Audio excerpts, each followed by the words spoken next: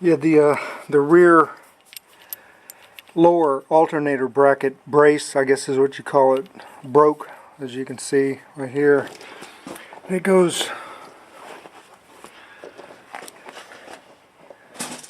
down in here. Here's the bottom bolt on the alternator. This is a 5/8 on the bottom of the alternator. Then you've got a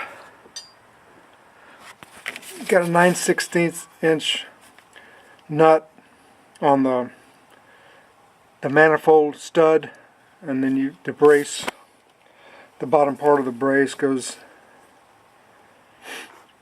on the stud, and then you've got another 9/16 inch nut that holds that on there.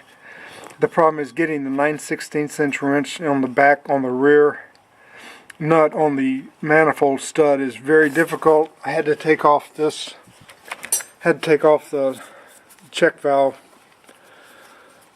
and this rubber pipe here, rubber tube, in order to get the wrench down in there. Just giving you a heads up. Apparently this is a stress point. This brace is a stress point on the alternator, this rear lower alternator brace. But once you get for some unknown reason, this has slipped my mind, these check valves on the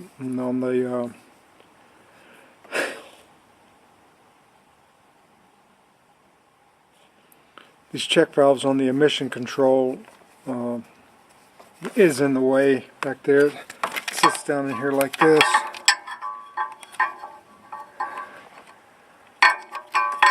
On this tube here, you got to get this out of the way in order to get your 9/16 wrench.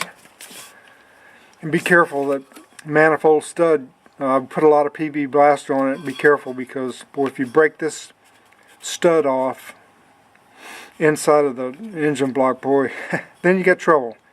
But yeah, I got as much of everything out of the way as I possibly could, in order to work with it easy, because you don't want to take a wrench. I used a open-end box-inch wrench.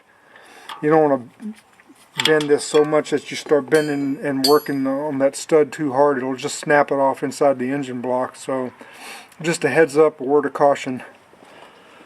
But again, here's the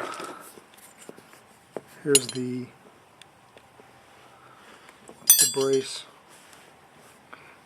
Tried to order one online, but they're $40.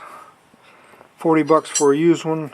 I might find it probably cheaper if I really tried and worked at it. But I'm just gonna have one made. I got a friend who works with metal, and he's gonna make one for me. So I just thought I'd share this with you.